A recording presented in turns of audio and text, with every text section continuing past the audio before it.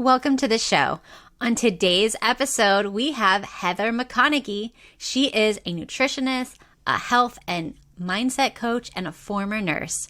She provides coaching to women in order to improve their health and wellness. Her mission is to empower her clients to master nutrition, skyrocket their energy, and create body confidence. In today's episode, we'll be talking about how to optimize your period with simple nutrition and lifestyle changes. So if you have horrible periods, PMS, irregular periods, hormonal acne, or any of the other signs of female hormonal imbalance, this episode is for you. Please enjoy. Hi, Heather. Thank you so much for being with us here today. Thanks for having me, Kat. I'm so excited to be here. Before we get into our periods, hormones, nutrition, let's learn a little bit about you. So tell us about your journey and how you went from being a nurse to a nutritionist, health, and mindset coach. Yes. So I was a nurse for about 3.5 years when I started to get really interested in my own health and fitness. I had gained some weight and I just wasn't feeling good in my skin. I was sluggish. I wasn't feeling confident. I was dealing with mental health issues like anxiety, depression. And I was like, I need to do something. So I joined a CrossFit gym, knowing nothing about CrossFit. And I just got super into working out. And one of the things that happened while I was doing CrossFit was I lost weight, but I also lost muscle. And then I tried to eat more to gain muscle and I just gained fat. And I just got super frustrated. And so I was like, something's not working with my nutrition. I need to learn about this. So I actually hired a coach. And within 3 months, I had lost 9 pounds of fat, gained a pound of muscle. My energy was amazing. I was performing super well in the gym. I was getting super strong on all my lifts. And I was like, wow, this is the answer. Like, how does not everyone know about this? Why are we struggling? And I ended up getting certified in nutrition and I was just super passionate about it. I honestly wouldn't shut up about nutrition. I'm sure I annoyed everybody I worked with at the hospital because I was always talking about it. A few months after that, I just thought, I wonder if I could coach other people in nutrition. I'd already had people at my gym asking me, what are you doing? I love your recipes that you post on Instagram. And my business was born. I got my first client May 27th, 2017, and I've been in business ever since then. Let's just start with periods. In your opinion, why are so many women suffering from irregular periods, painful periods, bloating, PMS, and all these hormonal imbalances that have become so common? Such a great question. I think there's so many things at play. Coming from a background as a nurse, one of the things that I always learned to do was to think critically about any sick patient that was in front of me. And there can be many causes of a disease so what's causing abdominal pain in one person can be a completely different cause in another person. One person could be having indigestion, the other one could be having an ectopic pregnancy. And so if we think about our periods the same way, okay, we might all be suffering the same symptom, but there could actually be a lot of different causes at play underlying why you specifically are having issues with your period. So I can't say, oh, it's definitely this one thing that's affecting everyone, but I think it's a constellation of factors that are impacting people. I think one of the biggest culprits of hormonal disruption in women is stress. If I had to just boil it down to one thing, it's stress. We are living in a world that is now 24/7. You can get access to any piece of information you need, services you need. We're being bombarded with messages. We thought it was bad when we just had TV and radio. I'm 40, so I remember those days, pre-internet. Now it's crazier, right? Like social media, Facebook, Google, the internet. And you take that information overload, you couple that with economic pressures on people. There's racism, there's sexism, there's all these factors that kind of come and hit women. Women are also being squeezed, right? A lot of women have families. They're also working now, and a lot of them take care of their aging parents. Daughters, the burden of taking care of older parents usually falls on daughters more than sons. And so poor women are just we're trying to shoulder the world's problems. And I think that manifests physically in our bodies. So I would say, I think there's many things that contribute to it, and we can dive into that. But I think the number one factor that I think is causing it is stress. Yeah, I would tend to agree. Stress and for me, I would say chemical toxin bombardment from the water, from perfumes, from our products that we use, makeup, all of these things contribute to it. It's just a lot. And women do it, not men. Yeah, exactly. Men aren't putting, makeup on their faces. And I love makeup and I love perfume and I love all those things. So I put those things on my skin and I'm like, wait a minute, none of the guys are doing this. I love learning about investing and I'm really into learning about Bitcoin and all the cryptocurrencies. And I was watching this video right before we hopped on. And I'm watching this YouTuber guy talk who's very smart and I love learning from him. And he looks like crap, right? Like he's got bags under his eyes, no makeup. And like, man, us women are like putting ourselves through the ringers to look so beautiful. And like these men over here, like they're not doing anything to look like halfway decent. And it's just, I don't know, it leads into a lot of questions about like oppression of women and the patriarchy and feminism and like, why are we even doing these things if they're hurting our health? And lots of things to unpack. But I agree with you. I think the toxic overload is impacting people. Our bodies are designed to excrete and deal with toxins. That's why we have our kidneys. That's why we have our livers. That's why we have sweat. That's why we have our lymph system. Our bodies are designed to do that. But then we're being overloaded. Those systems in our bodies are being overloaded. So if you are drinking alcohol and then you stack on that caffeine use and then you stack on that blood sugar instability and then you stack on that estrogen disruptors, and then all of a sudden you have a breakdown in the system. Yes, I hear that. I still have women that listen to my podcast and reach out to me, and they're still in the early stages of dealing with maybe hormonal problems and issues. And they're insistent on asking their gynecologist or their endocrinologist for help before they do anything diet, nutrition related. But even after multiple doctor visits and being given Band-Aids to maybe push the problem down the line, like a hormonal birth control or some other pharmaceutical, they still have the same problems, but they're told their labs are normal. So what's going on? What are your thoughts with why the traditional medical community hasn't figured out how to properly help women with their hormones? I think the first thing to understand is the system of medicine in our country and healthcare, like the payer system, the pressures on doctors, etc. I feel for doctors because they have an inordinate amount of pressure on them to see a high volume of patients in order to like be economically solvent in their businesses. If you think about a doctor in private practice, like they're in a business too. They have staff, they have overhead, they rent space, they have supplies, they have tests, they have a light bill, they've got taxes, right? Like they're a business too. And insurance is only paying them a certain amount and it's not always that much. So like they're trying to see as many patients as possible. And that's, I really can't fault the doctor because it's like, it's the system. They're also not trained to really investigate root cause in the same way that like a functional health doctor is. They're focused on really treating like the symptoms of things. So same with a surgery. Okay, like we found a problem, we go in with surgery, we fix it. Or like you have diabetes, let's control your blood sugar, as opposed to, okay, what's causing the diabetes? They're trying to mitigate the damage that's being done to your body by controlling symptoms, which works in certain diseases. If you have uncontrolled diabetes, you do need your sugar to be better controlled, regardless of if you solve it with lifestyle or not. If a medicine helps control your blood sugar, it will prevent worsening of certain symptoms like neuropathy, blindness, and those types of things. But it's still not solving the diabetes. It's like preventing worsening of certain other symptoms or problems.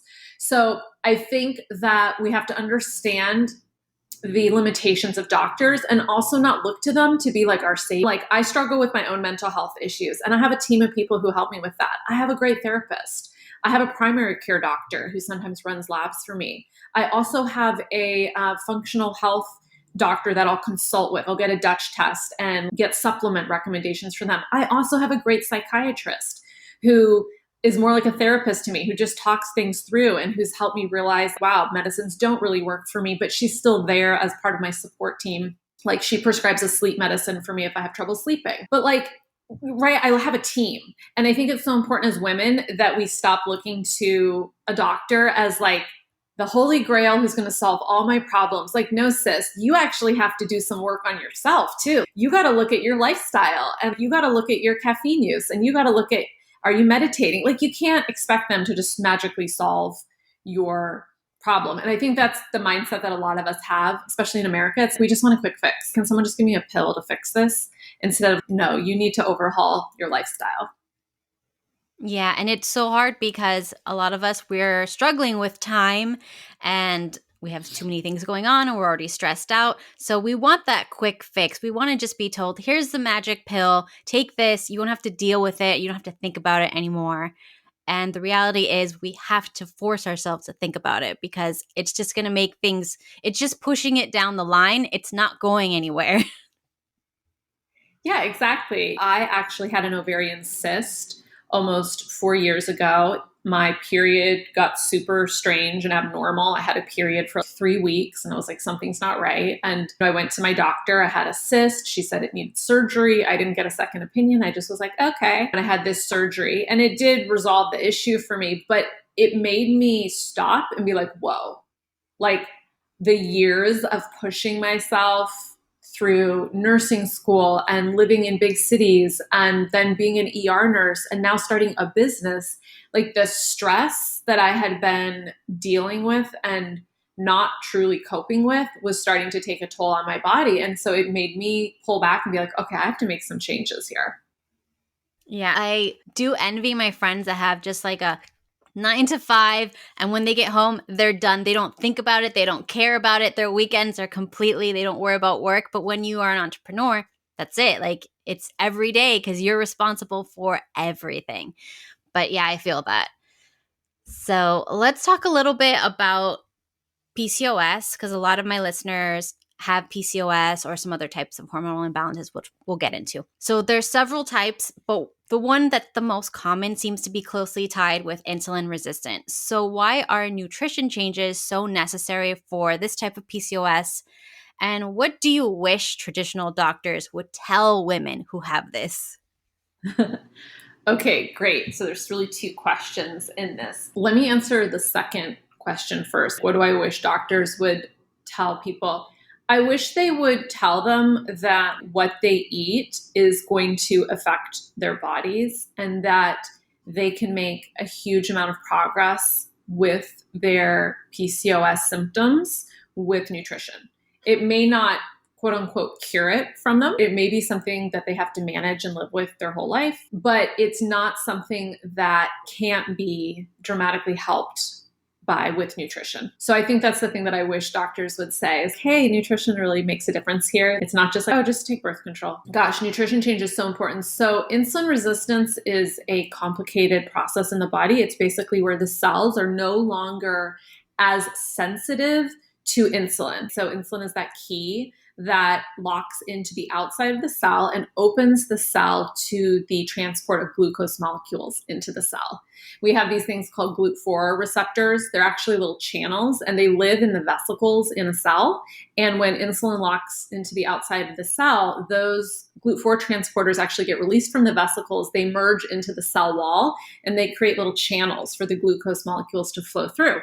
And so when you are insulin resistant, you just don't have as many GLUT4 receptors. Insulin just doesn't work as well on the outside of your cell. And so it takes a greater amount of insulin to actually unlock the cell. So that leads to blood sugar increases. And so there's a lot, though, that we can do with nutrition to impact blood sugar. So the food that you eat gets absorbed into your body, right? It gets broken down into small molecules that are then able to be absorbed into the bloodstream and used by cells. Your cell can't use a whole polysaccharide, right? Which is a chain of sugar molecules, which is like a starch, right? It can't actually absorb that. It has to break it down into individual glucose molecules before those can flow into the cell and be used for fuel. So if we think about what we're eating, like when you are putting huge amounts of sugar into your bloodstream, like simple sugars, you're increasing your blood sugar rapidly. And you're really taxing your pancreas over and over again because your pancreas is releasing insulin and your pancreas doesn't know exactly how much insulin to release, right? It's like it gets a stimulus that the blood sugar is high now, and so it dumps insulin, but it's not like a precise formula where this is the exact amount of insulin you need to absorb this many carbs. So what can happen is there's too much of a dump, and then it pulls sugar out, then it drops your blood sugar, and you just get really wonky. And there seems to be some correlation between the type of carbohydrates you're eating and insulin resistance. For example, I had a client who, not PCOS, but diabetes type 2, which is also a form of insulin resistance.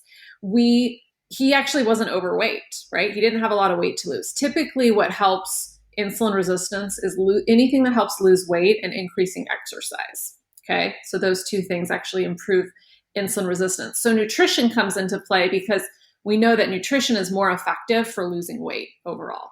Exercise is more effective for maintaining weight loss, but nutrition is actually more effective for inducing a weight loss. So if we can just do anything to help reduce someone's weight, we will improve their insulin sensitivity. Blood sugar control and just overall weight loss are two of the reasons why nutrition is so important. So what mistakes do you commonly see women making with their nutrition? Is there anything that you see across the board? This happens a lot. Yes, I actually have it distilled down into, I think it's 6 core things that pretty much and it's not just women. I've worked with a few men. I don't really work with men anymore, but men make the same mistakes too. So it's the same things that all people make, or the same mistakes that everyone makes. So the first thing is under eating protein. Very common. I've pretty much never seen a client come to me who is not under eating protein. And the reason I know this is because for the first 4 years of my business, I would actually have any potential client keep a food diary for 3 to 5 days so I could analyze their nutrition before they became a client. And this is why I know this, because I've literally looked at probably 500 food diaries over the past 4 years. So under eating protein, overeating fat. Okay. So fats aren't bad. We don't need to be scared of them. Different types of fats have different quality effects on the body, but overeating fats, inconsistently eating carbs. So maybe having a day that's super high, but then the day super low. Eating too many high glycemic load carbs, including simple sugars and added sugars. So within that category, added sugars being too high. Not eating enough vegetables, especially green vegetables. And then lastly, too much alcohol. Pretty much anybody who comes to me, they have all of those problems happening. Yeah, I'm the low protein person. I just have a horrible time stuffing protein. It's a challenge, especially in our convenience world.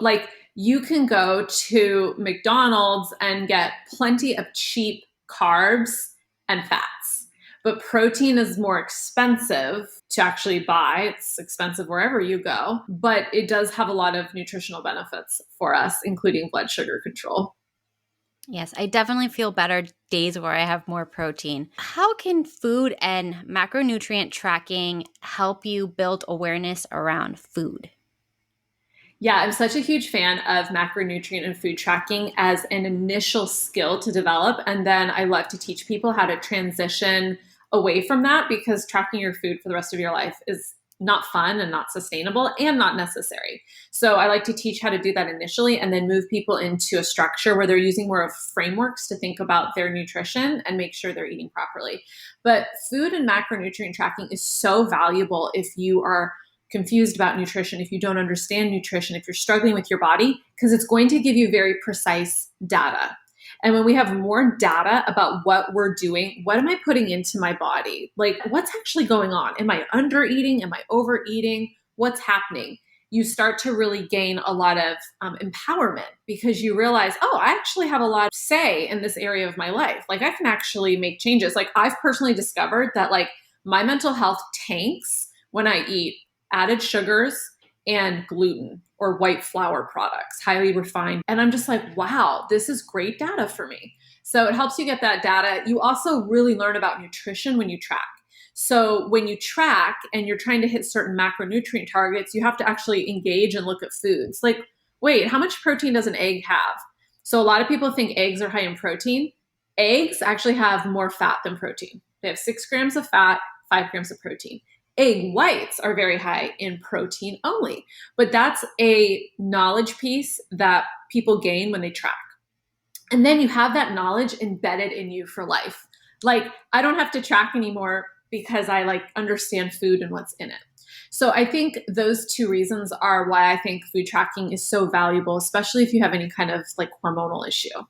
I know how frustrating it can be when you have weight to lose and hormonal imbalances.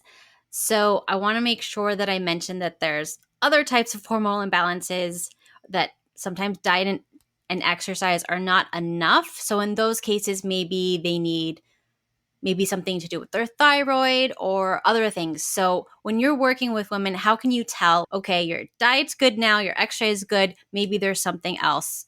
And then how do Yep. you approach that? Yeah, great question. I think going back to the period, your period is what we call a vital sign. Okay, it's actually considered the sixth vital sign. And if you are doing all the things like lifestyle wise and your period is still abnormal, that's a sign that your hormonal condition could use some additional support, perhaps from supplements or a functional like health doctor, something else to support you. I'm a big fan of Dutch tests. Dutch tests, I'm sure your listeners are familiar with those, but the dried urine test for comprehensive hormones will give you such a great picture of where your hormones are at. And then you can add in some supplementation from a reputable functional health doctor to see if that makes a difference. What I love about a Dutch test is it's measurable. So like you can do a Dutch test, implement a supplement protocol and retest to see if it made a difference. And if it doesn't, like don't take the supplements for the rest of your, don't spend hundreds of dollars on supplements if they're not working, but it's worth trying for 3 to 4 months and seeing if it made a difference if you've done these other lifestyle things first. So I think if a woman's doing the lifestyle things and her period is still abnormal, that's when I would say, hey, let's do some additional testing, or I think you need some additional support. I personally also will screen people for my program. If they have a severe hormonal condition that's untreated or not managed, I'll say, hey, I don't think I'm the best person for you. Go get some support over here first. And then we could always revisit my program, especially if like weight loss is their primary goal, because it can be challenging for people, say with Hashimoto's, to have effective long-term weight loss. I also want to go back to PCOS because when I was younger, I had lean PCOS. So I had all the hormonal problems like every other person with PCOS, but I did not present as having weight. In fact, I was very thin and muscular. So I did not look like someone who would have any need. So when I would go to the doctors, they're like, you don't need to lose weight. I don't know. There's nothing we can do for you. But I found, like you were saying, once I finally admitted that I had to change the diet, then things got better. So for those women that have hormonal irregularities, but they're still lean, they don't want to lose weight, how can diet also help them? For sure. So sometimes what's going on, and actually this is another thing that I see in a lot of people who come to me, they're under eating. A lot of women are shocked to come to me and start working with me. And like, one, they're never hungry. And sometimes they're like, oh, I have to eat more food today. And while I never want to force feed a client, we always want to listen to our bodies and let that guide us too. Under eating can create stress on your body as a woman. Think about it, right? Your female body has the potential to create life, grow life, feed life. Your body needs fat stores for that. It needs fuel. Otherwise, you and the baby could perish, right? If we think about how many women used to die in childbirth and small children died from lack of nutrition or lack of breast milk, that's a real threat. We don't think about it as much anymore in our modern American society because we have a lot of comfort for most of us. Even if you live in poverty here, you can still go to any hospital in America in the emergency room and get treated. Whereas if you're impoverished in like a developing country, you don't have that kind of access. So I think it's important that we understand that under eating creates stress on the body, and anything that creates stress now is going to impact your hormones negatively, right? Like your cortisol is up, your blood sugar's imbalanced. That's going to affect your estrogen. All of that cascade starts to happen. So actually by fueling our bodies properly, we take our bodies out of this fight or flight response. You can actually reduce anxiety just by eating more and eating quality foods and nourishing your body. So I think that's really important for women to get. And like I mentioned with that client I had who had type 2 diabetes, but he wasn't overweight. And yes, he's a man, so he doesn't have PCOS, but he had the insulin resistance from the diabetes. He didn't look diabetic from the outside the way that we thought, oh, aren't people with diabetes typically overweight or whatever? But it was inside. So we need to remember that just how we look on the outside doesn't determine the internal state of our health.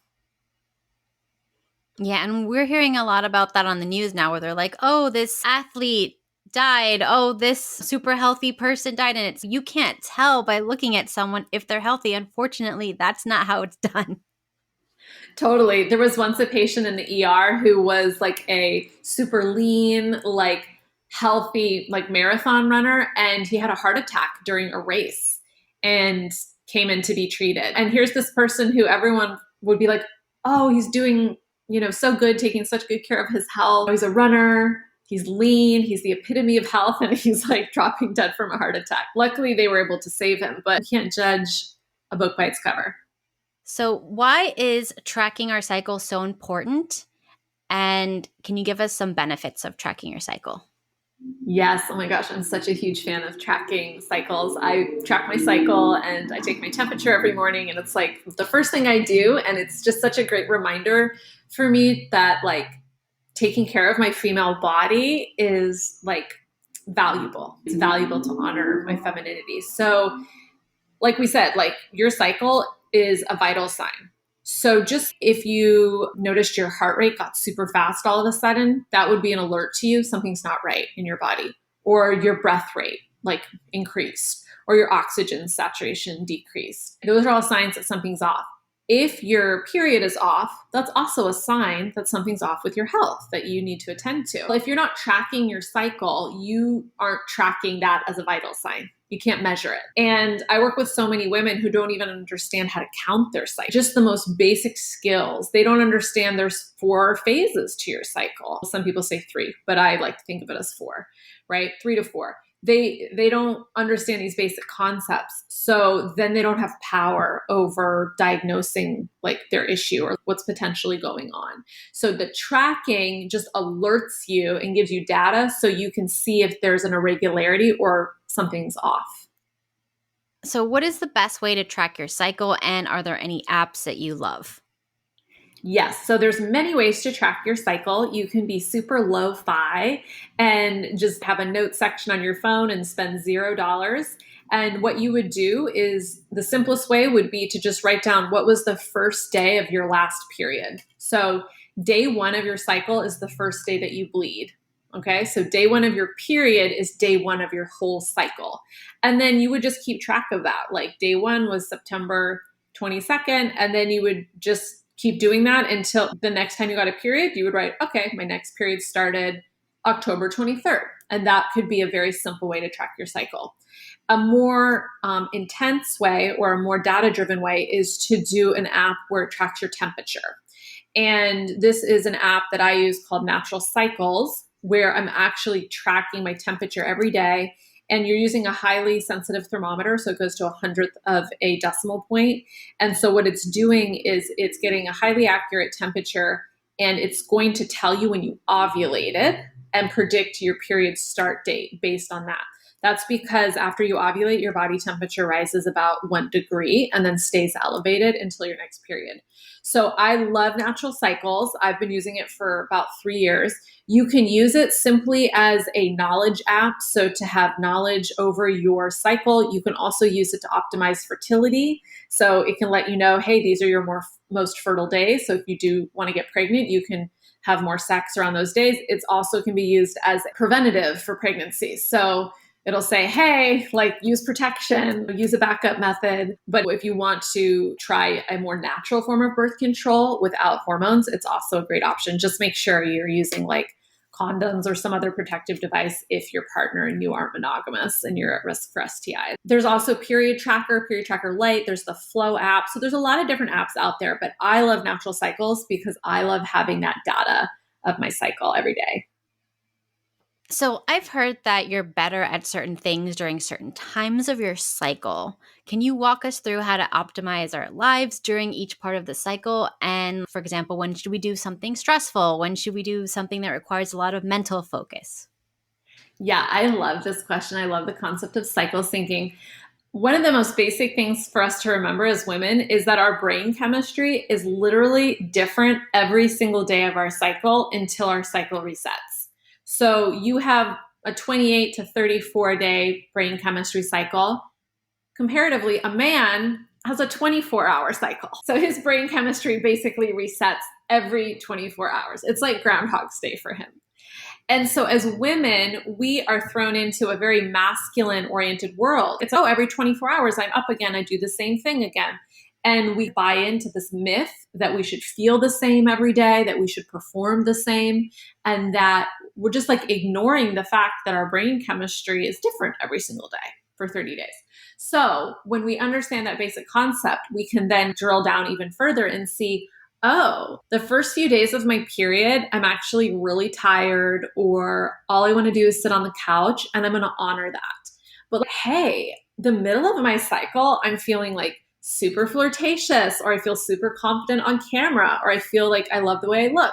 Or maybe like at the end of your cycle, you're feeling more like contemplative or reflective. So just starting to notice those patterns that you have in your life can make a big difference. You have your menstrual phase where the two hemispheres of your brain are communicating like really effectively. So your menstrual phase is a great time for reflection. Do some journaling, go for a long, quiet walk. Tune in, turn off your devices, turn off music and shows. Just get quiet and see if you can hear things better when you're on your period.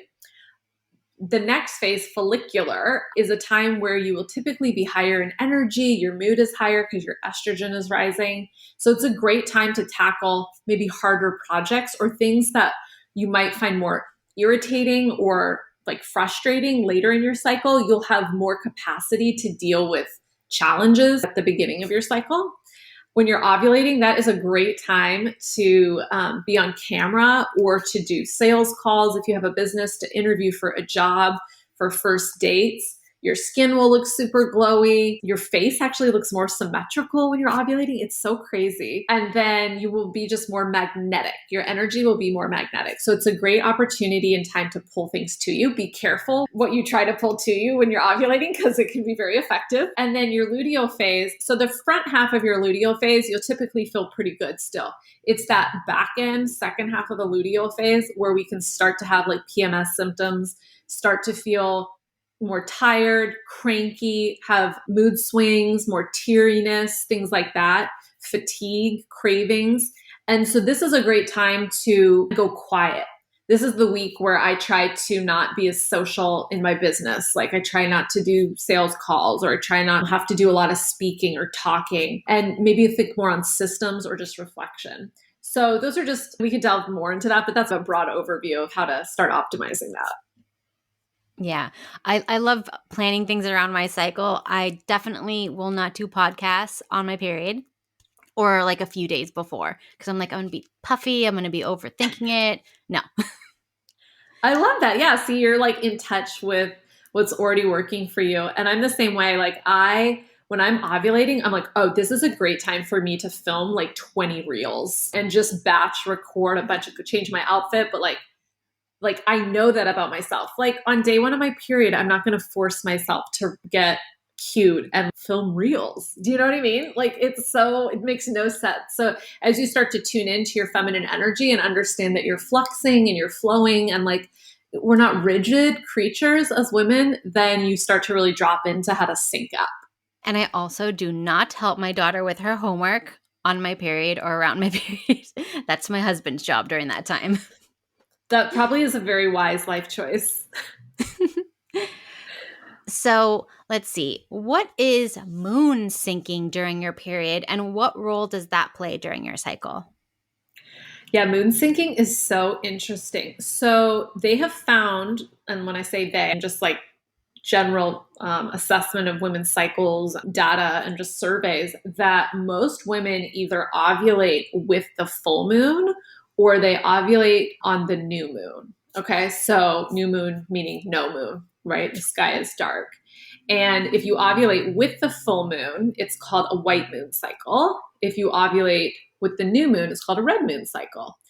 And look, this is going to get maybe a little woo. Like this doesn't, you can't go to PubMed and look up moon syncing. Okay. So just take what I say and see if it fits for you. But I have found correlations for myself with the moon. There actually is some interesting kind of research that shows like moonlight can increase fertility in plants, which makes sense if the light from the sun is impacting like photosynthesis and it creates vitamin D by hitting our skin, and it hits our retina and communicates. Like light is a messenger. It triggers different reactions in the world. We have solar panels, right? So there's ways that light communicates. The moon is just sunlight bouncing off this rock that's orbiting us. So it's moonlight is still sunlight. And so it makes sense that it could impact us.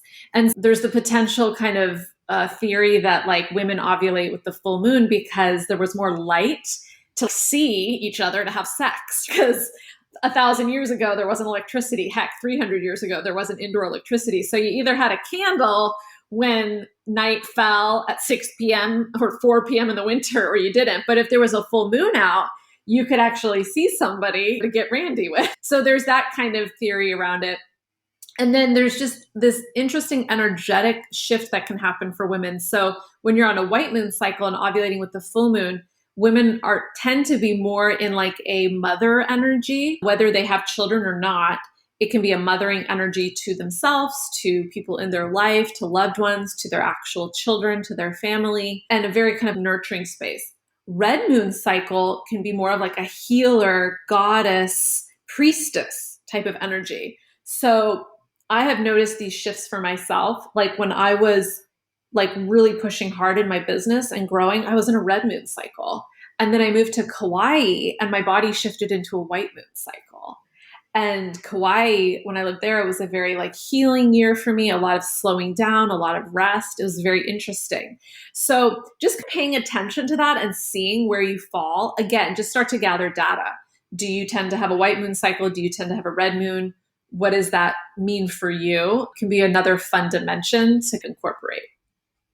No, I totally believe in that stuff because when I was giving birth to my daughter, it was on a full moon. The hospital was packed. And then I had to stay there longer because I had health problems, not her.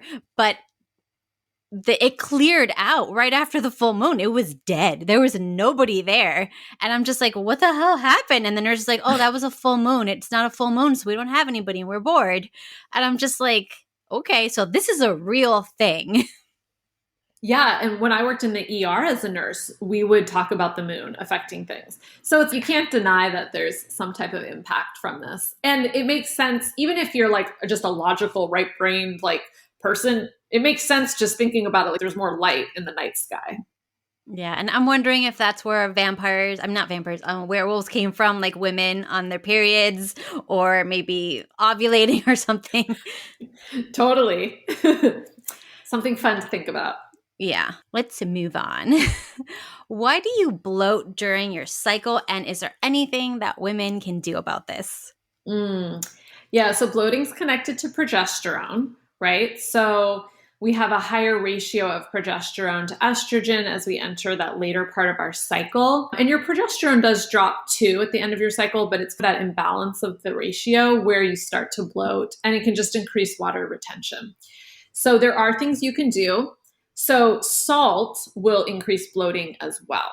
So if you have your progesterone impact and that's causing bloating, plus you're eating a ton of salty foods, you will bloat even because water follows salt in the body. And so your body is always needing to keep the right concentration of salt in your bloodstream. It's tightly regulated by your body. So if you eat a lot of salt, your body's going to hold on to fluid to keep that ratio the same.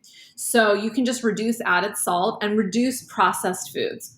So the same advice that we hear all the time, eat more real foods. This especially helps during the latter part of your cycle. So avoiding foods that have added salt, like microwavable foods, prepackaged foods like crackers, just anything that's processed, like it didn't come out of the ground or it didn't come from an animal directly. Try to avoid those foods if you struggle with bloating.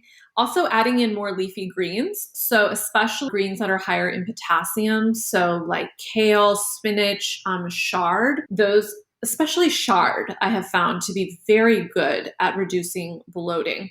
I will say one thing about kale, it is considered a cruciferous veggie, and all the cruciferous veggies can cause gas. So if you struggle with bloating, you may actually want to hold off on kale. But if you take a digestive enzyme, it may help with that. But like chard and spinach, those leafy greens, really good when you're struggling with bloating. Is there any way that you would recommend adapting exercise to your cycle? For sure. Again, I think as women, we feel this pressure like, okay, I need to do the same workout every day. I need to like be hitting the gym 5 times a week. Like I can't ever let up. And look, this used to be me. When I did CrossFit, there was a day where I had like just started my period. I went to the gym to work out and I was bleeding. Like my body's bleeding. I was cramping. And then I was pushing myself into this really hard workout. And I remember just feeling exhausted. And I remember the coach saying something like, "Oh, you're running really slow today." And I wanted to be like, yeah, I'm bleeding out of my uterus right now. Like, you have no idea what this like if you're a man. But it was a wake up call to me that, oh, I'm not paying attention to my body like during my cycle. So I always tell people to just really pay attention to how they're feeling. Typically, the first couple days of your period, you should not do high intensity exercise like HIIT, cardio, heavy weightlifting. But the caveat is listen to your body. Sometimes the first day of my period, I don't have bad cramps and I actually feel good doing a little workout. It's then like days 2 and 3 that my flow gets heavy, I cramp, I feel more fatigued. So these aren't like hard and fast rules. Again, listen to your body and let that inform you. But typically at the beginning of your cycle, take it easy those first couple of days and then slowly start to ramp up.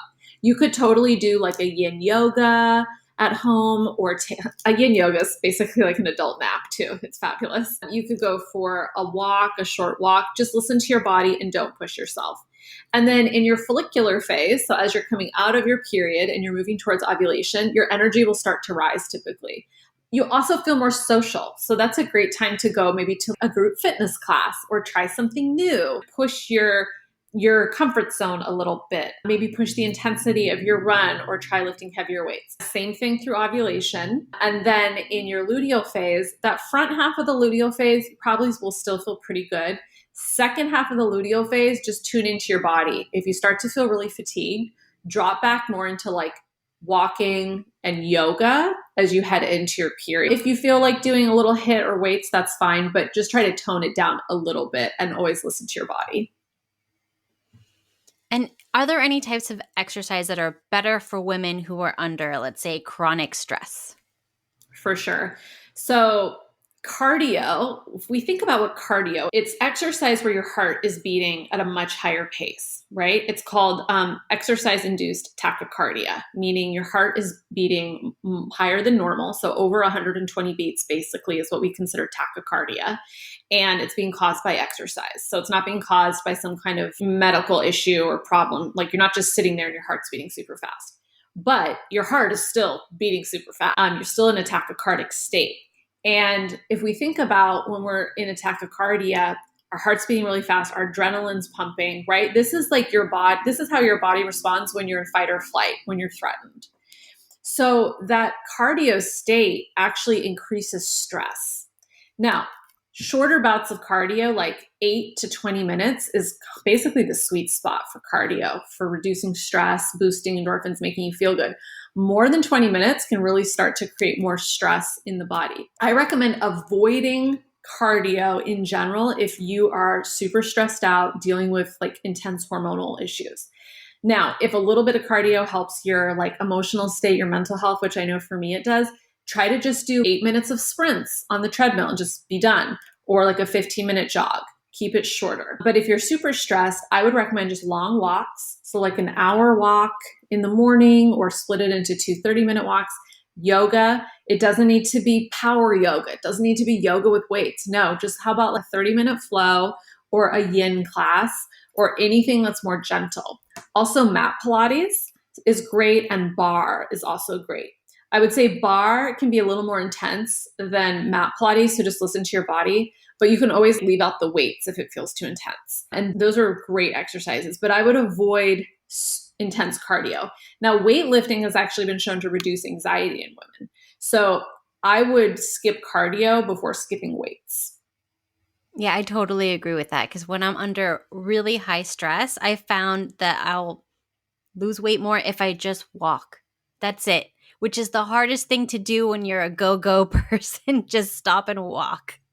It's one of the biggest breakthroughs my clients have because part of my program is focusing on getting more steps every day. And I have them really go after 8 to 10K a day. And they're shocked. They're like, all I did was walk and eat better, and I lost 10 pounds with you, Heather. Or even if weight loss isn't their goal, I'll have clients who will start walking 12, 15,000 steps a day because it makes them feel so good. Their mental health is better. And I know for myself, as long as my body's feeling good, if I walk 12 to 15 a day, man, my stress is like zero. I feel so good.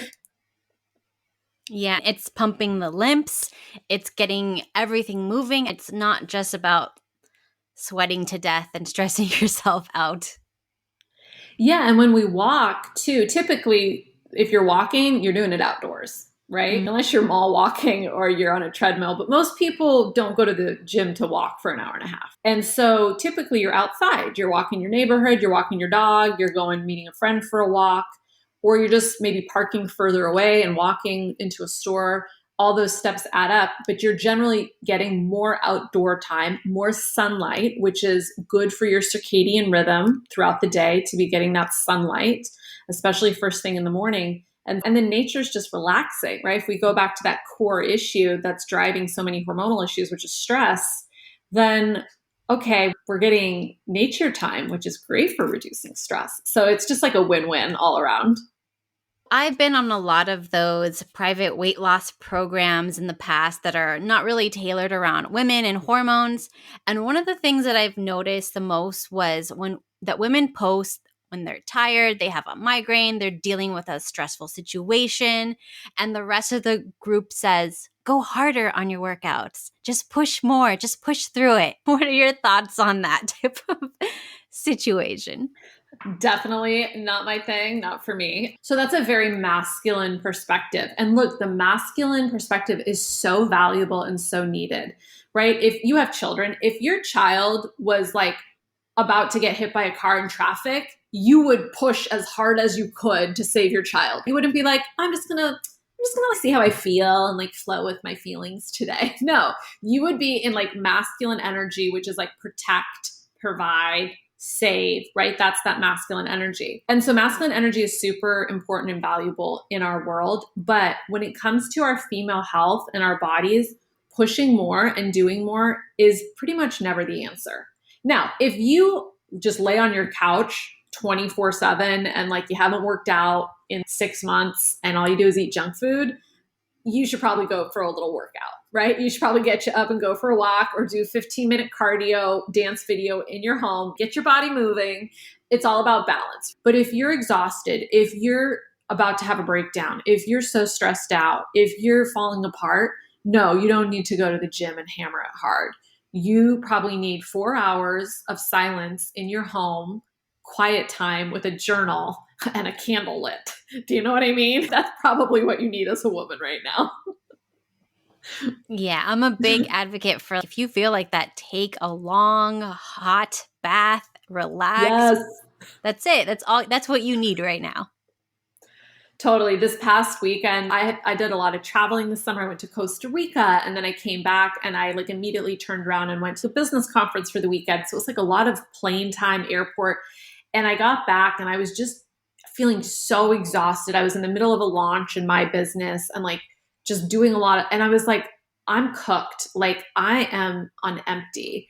And so I was like, okay, what do I need? And I was like, I'm going to take a bath in the middle of the day. It was like a Saturday and I like took a bath at like noon for an hour and a half. I put like a little like Instagram live up that I wanted to watch for 40 minutes, like on my little like sill of my bathtub. I put Epsom salts and lavender and had like a sparkling water. It was amazing.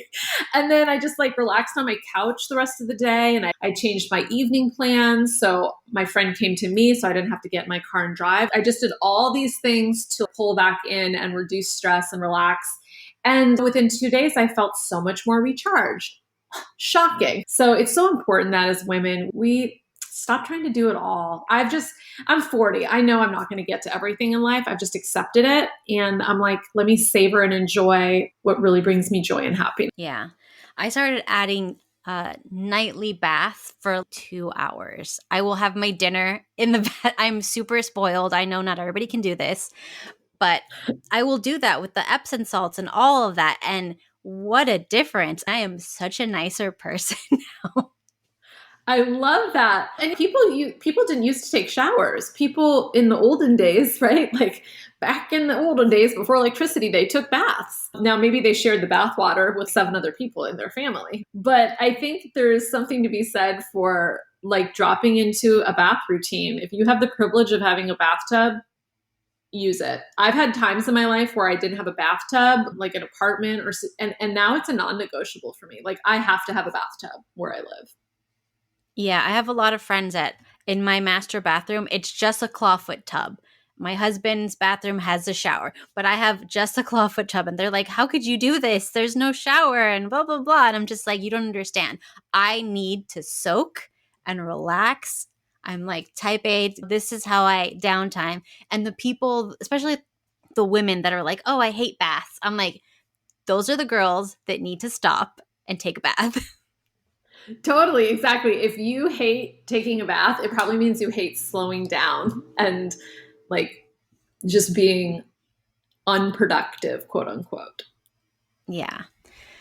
So tell us about your period perfection program. Who's it for and how is it different from other programs?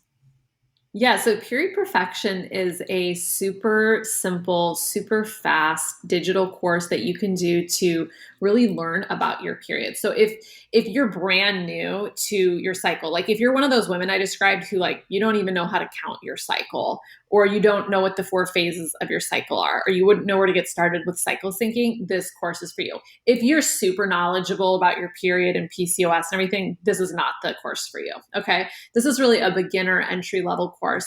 But if you're confused about those basic things, this course will get you started in really understanding your period and then understanding how to shift your life. And it actually has journaling prompts. So you can actually take what you're learning and start to reflect on how to apply it to your life. Because it's so important that when we get knowledge, we turn it into wisdom, right? There's so much knowledge out there. You can listen to podcasts back to back. You can absorb all this knowledge. But if you aren't applying it to your life and actually shifting your behaviors, it didn't do anything. It didn't make you more wise. So it gives you that opportunity to apply those lessons to your life. And it's something you can do at any time from home. You can listen to it on your phone, your desktop, and you have lifetime access. So you can always refer back to it. And are there any other ways that people can work with you? Yes. So I have a group coaching program called Empower. It's specifically for female entrepreneurs and business owners. If you're also a high-powered like professional in your career, you can always reach out and apply for it as well. But it's specifically for entrepreneurs and business owners. And that's where I really teach you to learn and master nutrition, teach you how to supercharge your energy and confidence. And we do it without being obsessively fixated on the scale. And it also really helps you shift your mindset because so many of the issues women have around food and nutrition aren't knowledge related. Like we all know how to eat better, but it's related to those like mindset issues that stop us. And so I have that as my coaching vehicle for people who want more one-to-one attention from a coach. Thank you so much for your time. And can you tell everyone the best place to find you online and which social media platforms you're the most active on?